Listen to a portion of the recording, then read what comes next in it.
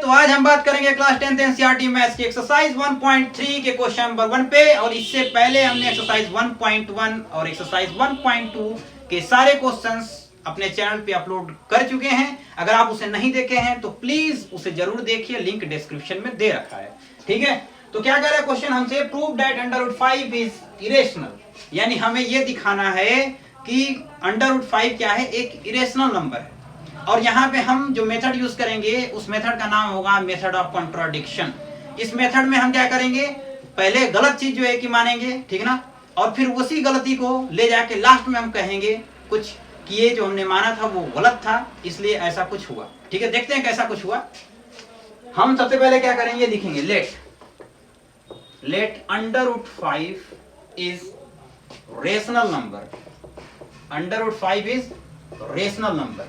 अब सुनो मेरी बात, जब रेशनल नंबर हमने कह दिया कि √5 एक रेशनल नंबर है, तो ये बात तो क्लियर है ना कि भैया every rational number can write in the form of P upon Q where P and Q are integers and Q is not equal to 0, है कि नहीं भाई। किसी भी रेशनल नंबर को हम P upon Q के फॉर्म में तो लिख ही सकते हैं, तो यहाँ भी हम क्या करेंगे, P और Q के फॉर्म में लिखेंगे इसको, ठीक है ना। Let √5 is a rational number, then it means √5 can written in the form of P upon Q and P and Q, यहाँ कॉमा दे देते हैं, P upon Q, P and Q are co-prime and Q is not equal to 0। Clear है कि नहीं। हम क्या कह रहे हैं कि √5 can written in the form of, √5 को जो है कि हम लिख सकते हैं किस फॉर्म में, P upon Q के फॉर्म में। P और Q क्या होंगे, को प्राइम। ये बहुत इंपॉर्टेंट बात है, P और Q क्या होंगे, को प्राइम। को प्राइम का मतलब जो है कि होता है प्यारे कि जिसका जो है कि एचसीएफ क्या हो, 1 हो, या ऐसे भी कह सकते हैं जिसका जो है कि कॉमन फैक्टर हो वो क्या हो, सिर्फ और सिर्फ 1 हो और उसके सिवा कोई दूसरा न हो, उसे हम क्या कहते हैं, को प्राइम कहते हैं। तो यहाँ पे भी हमने ये मान लिया कि P और Q क्या है, को प्राइम है, यानी इनके जो है कि जो कॉमन फैक्टर्स हैं सिर्फ क्या है, 1 है और दूसरा कोई नहीं है। Q जो है कि 0 नहीं हो सकता, क्योंकि Q अगर 0 कर देंगे तो ये डिफाइन ही नहीं हो पाएगा, है कि नहीं।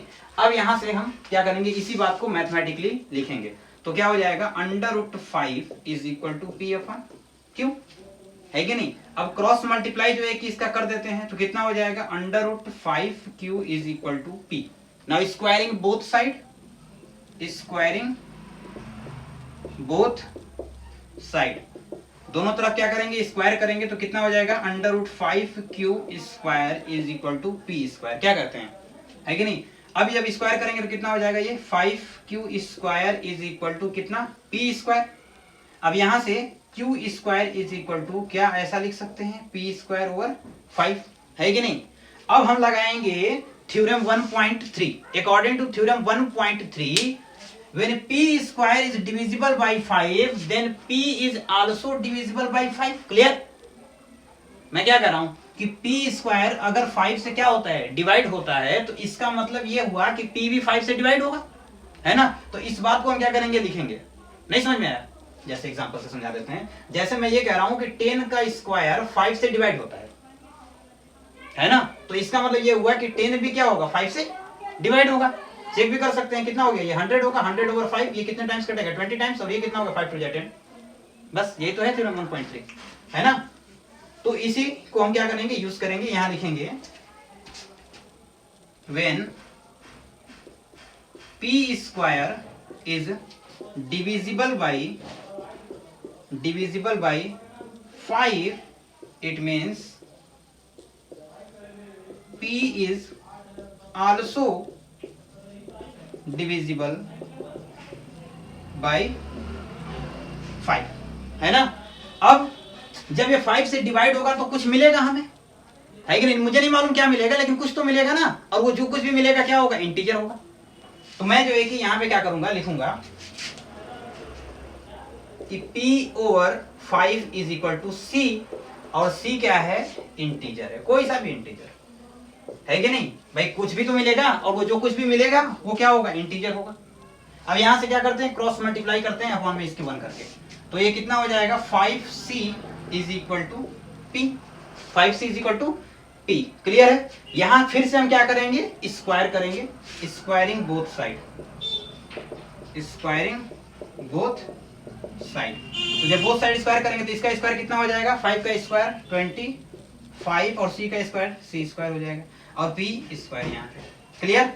अब यहाँ जो है कि देखिए, यहाँ से हम क्या करने वाले हैं, कुछ वैल्यूज जो है कि हम रखेंगे, ठीक है ना। यहाँ हम क्या करेंगे, कुछ वैल्यूज रखेंगे। अब देखिए इसको इक्वेशन नंबर 1 मान ले, क्या ये, क्योंकि यहाँ p स्क्वायर है ना। तो अब ये p स्क्वायर की वैल्यू जो है कि कितना है, 5q स्क्वायर है, तो यहाँ भी p स्क्वायर है। तो हम क्या करें, p स्क्वायर ये जो वैल्यू है 5q स्क्वायर यहाँ रख सकते हैं इसकी जगह पर, है ना। देखिए फिर से, ये p स्क्वायर यहाँ भी है, p स्क्वायर यहाँ भी है, तो इस p square is equal to कितना है, 5q स्क्वायर है। तो क्या मैं जो है कि इस p स्क्वायर की जगह 5q स्क्वायर नहीं रख सकता हूँ, रख सकता हूँ। तो यहाँ मैं क्या करूँ कि फ्रॉम इक्वेशन 1 क्या करता हूँ, ये वैल्यू पुट करता हूँ। तो कितना हो जाएगा 25c square is equal to p square की जगह कितना होगा प्यारे, 5q स्क्वायर। तो यहाँ लिख देता हूँ 5q स्क्वायर। क्लियर है ना। अब यहाँ जो है कि देखिए c square is equal to कितना हो जाएगा, 5q स्क्वायर अपॉन 25, है ना। अब यहाँ से ये कैंसिल होगा, 5 5 जा 25, यानी c square is equal to क्या आ गया प्यारे, q स्क्वायर अपॉन 5। अब फिर से जो है कि फिर से थ्योरम 1.3 की ओर चलते हैं।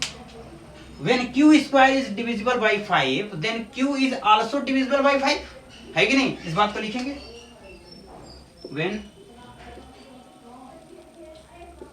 q square is divisible by 5 it means q is also divisible by 5, है कि नहीं।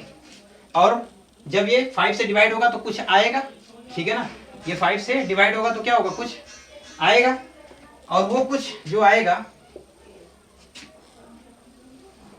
उसको हम क्या लिख सकते हैं, देखिए q upon 5 is equal to let's say d, और d क्या है, इंटीजर, d क्या है, इंटीजर, है कि नहीं। अब एक बात बताइए मुझे, कुछ दिख रहा है आपको यहाँ, यार एक बात जो है कि आप देखिए, हमने क्या कहा था, यहाँ पढ़िए कि p एंड q आर को प्राइम का मतलब क्या हुआ कि इसके जो है कि फैक्टर सिर्फ और सिर्फ क्या होना चाहिए था, 1 होना चाहिए था। और यहाँ जो है कि जरा ध्यान से देखिए यार, p के फैक्टर में क्या कह रहा है कि it means p is also divisible by 5, यानी p 5 से डिविजिबल है, यानी p का एक फैक्टर 5 है और q का भी एक फैक्टर क्या आ गया, 5 आ गया। ये कैसे पॉसिबल है, हमने तो कहा था कि वो को प्राइम है, ये कैसे हो गया, ये तो होना ही नहीं चाहिए था, है कि नहीं। तो इसका मतलब कुछ तो गड़बड़ है कि नहीं, यहाँ तो कुछ तो गड़बड़ होगा ही, ठीक ना। और ये होना ही था, तभी तो नाम रखा गया मेथड ऑफ कॉन्ट्रडिक्शन, है कि नहीं। तो अब हम यहाँ क्या करेंगे, आप चाहे ना तो यहाँ भी जो है कि करके छोड़ सकते हैं, यहाँ भी इसको करने की जरूरत भी नहीं है, ठीक है ना, इसको करने की जरूरत भी नहीं है, फिर भी मैंने करके दिखा दिया कि भैया कोई इंटीजर डी आएगा, है कि नहीं। अदरवाइज आप यहाँ भी जो है कि करके छोड़ देंगे, चलेगा, ठीक है। तो अब यहाँ हमें क्या करना पड़ेगा, लिखना पड़ेगा here या this contradiction या ऐसे पहले लिखते हैं here p and q have another factor that is 5, है कि नहीं। p और p का जो एक ही p और q का एक और जो एक फैक्टर आ गया 5, तो इसका मतलब लिखेंगे कि this contradiction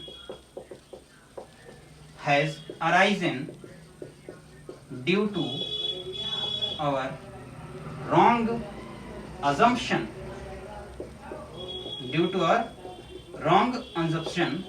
so that assumption that is under root 5 is a rational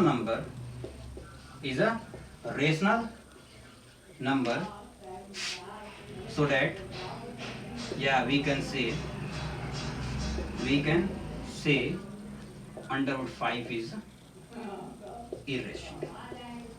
Under root 5 is irrational number. ठीक है ना।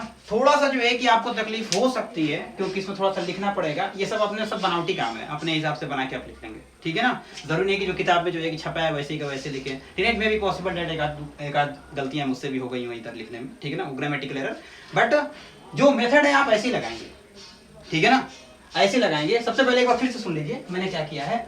जो उसने कहा इरेशनल, ठीक है ना, हमें क्या करना है, उल्टा मानना है, उसका अपोजिट करना है। यानी इरेशनल बोला है, हम क्या करेंगे, रेशनल कर देंगे, है ना। हमने मान लिया कि 100.5 क्या है, एक रेशनल नंबर है, और जब ये रेशनल नंबर है तो इसका मतलब इसको P/Q के फॉर्म में लिख सकते हैं कि नहीं प्यारे, लिख सकते हैं, है ना। और जब P/Q के फॉर्म में जो है कि लिखेंगे तो एक बात और कह देंगे कि P और Q जो है कि क्या है, को-प्राइम है। को-प्राइम का मतलब जो है कि क्या हुआ कि जिसके जो है कि फैक्टर कितने होंगे, हायर फैक्टर सिर्फ और सिर्फ 1 होगा, उसके सिवा कोई दूसरा नहीं हो सकता, है कि नहीं। फिर उसके बाद हमने क्या किया, under root 5 is equal to P/Q लिखा, ठीक है ना। इधर क्रॉस मल्टीप्लाई किया, under root 5Q is equal to P आ गया। फिर दोनों तरफ क्या किया, स्क्वायर किया। स्क्वायर करने के बाद आया 5Q square is equal to P square, let's say equation number 1, clear. अब यहां से Q square is equal to कितना आ गया, P स्क्वायर अपॉन 5, यानी कि P स्क्वायर क्या हो रहा है, 5 से डिवाइड हो रहा है। जब P स्क्वायर 5 से डिवाइड होगा इसका मतलब कि P भी क्या होगा, 5 से डिवाइड होगा, और जब P भी 5 से डिवाइड होगा तो कोई इंटीजर आएगा, लेट्स से वो C है कि नहीं। यहां जो है कि मान लिया P/5 is equal to C, है ना। क्रॉस मल्टीप्लाई किया तो 5C इज इक्वल टू कितना आ गया, 5। फिर से इसका हमने स्क्वायर किया, स्क्वायरिंग बोथ साइड, कितना आ गया, 25C square is equal to P square. अब यहां फ्रॉम इक्वेशन 1 है कि नहीं, P square is equal to कितना, अंडर रूट 5Q स्क्वायर, यहां जो एक उठा के रख दिया। P square is equal to कितना है जी, अंडर रूट 5Q स्क्वायर, है ना। P स्क्वायर की जगह कितना है, यहां से 5Q स्क्वायर है, 5Q स्क्वायर रख दिया यहां पे। उसके बाद C स्क्वायर निकाला, ये 25 से मल्टीप्लाई ये नीचे आ गया, फिर कैंसिल हो गया, कितना आ गया, ये Q स्क्वायर ओवर 5, तो Q स्क्वायर ओवर 5, यानी C स्क्वायर जो है कि कितना हो गया, Q स्क्वायर ओवर 5। तो जब Q स्क्वायर 5 से डिवाइड होगा तो इसका मतलब क्या हुआ कि Q भी 5 से डिवाइड होगा। अब जरा सा जो है कि आ जाए अपनी लाइन पर हम यहाँ, है ना। यहाँ तो जो है कि हमने कहा था कि P और Q क्या है, को प्राइम है, और यहाँ तो एक और फैक्टर आ गया 5। ये कहां से पैदा हो गया, ये पैदा क्यों हुआ, क्योंकि हमने गलत मान रखा था। हमने क्या किया था, जो हमने माना था कि अंडर रूट 5 एक रेशनल नंबर है, वो गलत है। वही बात तो मैंने लिखा कि here P and Q have another factor that is 5, and this contradiction has arisen due to a wrong assumption that is under root 5 is a rational number, so we can say that under root 5 is a rational number, clear।